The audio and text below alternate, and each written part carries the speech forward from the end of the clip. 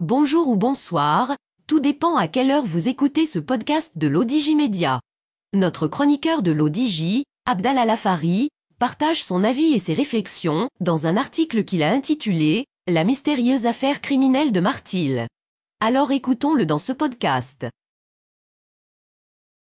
L'auteur commence son article ainsi. Rebondissement dans l'affaire de la femme, qui aurait tué son mari en 2012 et jeté son corps dans le puits de leur maison à Martil, banlieue de Tétouan.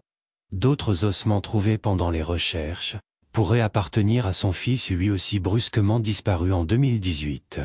À cela s'ajoute le doute sur la mort naturelle de sa fille en 2022, la mystérieuse affaire criminelle de Martil, prend-elle la piste d'une tueuse en série ? L'instruction judiciaire n'a pas encore tiré à sa fin. L'auteur poursuit son article ainsi. Dans un communiqué émanant de la Direction générale de la Sûreté nationale, DGSN, une femme soupçonnée d'avoir tué son mari en 2012 à Martil, a été interpellée, mise en examen et présentée devant le parquet général, qui a ordonné son incarcération. Le communiqué indique aussi que le frère de la dite femme a été lui aussi écroué. Selon les premiers éléments de l'enquête, il doit répondre aux accusations de non-dénonciation et de complicité. Fin mai 2023, suite à un différend avec sa sœur à propos d'un lot de terrain hérité de leurs parents et situé à Sidi Tebi, banlieue de Kénitra, un homme s'est présenté aux autorités policières de la ville de Kénitra pour dénoncer un homicide commis par sa propre sœur en 2012. Bien avant de se mettre en contact avec la préfecture de police, il avait averti sa sœur de son intention de divulguer toute la vérité quitte à se faire condamner pour n'avoir pas signalé le meurtre au moment des faits. Il a raconté aux policiers vouloir libérer sa conscience et qu'il en avait trop souffert pendant toutes ces années en gardant le silence. Par sentiment de culpabilité, l'homme qui se présente en ce 31 mai 2023 au commissariat de police à Kénitra, décide enfin de parler et de déballer toute la vérité sur un meurtre commis depuis plus de 11 ans. Il accuse alors sa sœur d'avoir tué son mari et jeté son corps dans le puits attenant à leur maison située entre Aïwad Malé et Akif à Martil. La police judiciaire contacte leurs homologues de Tétouan et le compte à rebours d'une enquête conduira dans un premier temps les policiers à la dite maison et quelle fut leur surprise. En effet, des ossements humains ont été trouvés dans le puits. La femme a donc été arrêtée et au cours de son interrogatoire, elle avoue sa culpabilité et accuse son frère de complicité. Les deux protagonistes présentés devant le substitut du procureur général près la cour d'appel de Tétouan et reçoivent un billet d'écrou.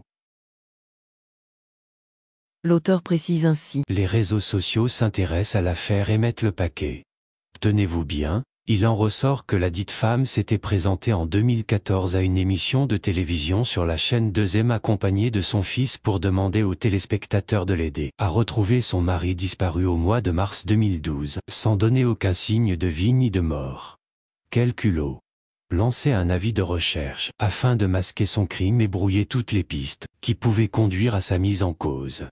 Elle a eu l'audace de lancer un SOS à la recherche de sa victime pour être au-dessus de tout soupçon et éviter de se faire montrer du doigt. Elle a donc imploré les Marocains pour bénéficier de leur bonté. Mais, dans le monde de la criminalité, on ne joue pas aux échecs avec un bon cœur. C'est une arme à double tranchant qui peut se retourner contre celui qui l'emploie. Et justement, son attitude s'est transformée en arbre qui cachait toute une forêt de soupçons. Son fils qui l'avait accompagné devant l'écran de télé, a subitement disparu dans des conditions douteuses en 2018. Pour tromper les voisins et son entourage, elle avait raconté que son fils aurait soi-disant quitté le territoire national pour immigrer en Europe. L'auteur continue son article ainsi. Le 12 juin courant, les éléments de la police judiciaire retournent une seconde fois à la maison et bingo. Les investigateurs de la brigade criminelle ont déterré d'autres ossements au même endroit et tous laissent à croire qu'ils pouvaient être imputés à ceux de son fils. Attention, au moment où nous nous mettons sous presse, les autorités policières de la ville de Tétouan nous informent que l'ensemble des ossements ont été confiés au laboratoire d'analyse scientifique et aucune expertise médicale n'a confirmé pour l'instant l'appartenance des ossements. Aucune information à ce propos n'a été non plus divulguée par le juge chargé de l'instruction judiciaire. Une chose est certaine, de sources bien informées, les deux victimes auraient été empoisonnées par insecticide. Pas de doute, Cette première chronique judiciaire de l'ODJ Média est une affaire troublante et unique dans son genre. Pour mettre fin aux accusations de son fils, qui lui reproche d'être à l'origine de la disparition de son père, elle lui fait subir le même sort. Au cours d'un repas familial, le garçon commence à sentir des douleurs atroces au niveau de l'estomac avec une immense difficulté de respiration. Quelques minutes après, il n'arrive plus à parler, le silence est complet. Plus un mot et c'est la fin tragique d'un jeune homme à la fleur de l'âge. Elle embarque le corps dépourvu de tout signe de vie avec beaucoup d'efforts et le jette dans le puits pour rejoindre le cadavre de son père. 4 ans après, plus exactement au mois de mars 2022, un autre événement se produit dans la famille. Cette fois-ci, l'une de ses 2 filles quitte à son tour le monde des vivants, dans des circonstances pas trop claires. Le médecin légiste qui avait examiné vaguement le corps de la défunte, avait rédigé dans son rapport qu'il s'agissait d'une mort naturelle. Pour des raisons inexplicables, l'autre fille n'avait pas assisté à l'enterrement de sa sœur.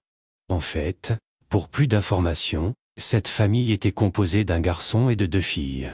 Bref, la seconde fille ne s'était pas présentée au cimetière pour pleurer son chagrin, pour exprimer son deuil et sa peine. Elle n'était pas venue pour saluer une dernière fois sa seule et unique sœur. Un autre mystère qui n'a pas encore été pris en considération. L'auteur conclut son article ainsi. Enfin, toutes les questions qui tournent autour de cette incroyable affaire criminelle nous interpellent et on se demande avec beaucoup de précaution s'il ne s'agit pas d'une tueuse en série digne des polars de Stephen King. Affaire à suivre. Rédigé par Abdallah Lafari, élu par l'intelligence artificielle de l'ODJ Média. Merci d'avoir écouté ce podcast de l'ODJ Média, ce bouquet de supports numériques, portail, magazine mensuel connecté, web radio et web TV. N'oubliez pas de télécharger notre application l'ODJ Mobile sur Play Store et de vous abonner à notre chaîne YouTube l'ODJ TV.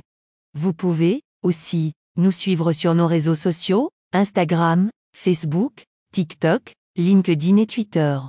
Ou encore, vous inscrire sur notre newsletter quotidienne à partir du portail l'odj.ma. Alors, on se dit au prochain podcast de nos chroniqueurs de l'ODJ. Et à très bientôt, si et seulement si vous le voulez bien.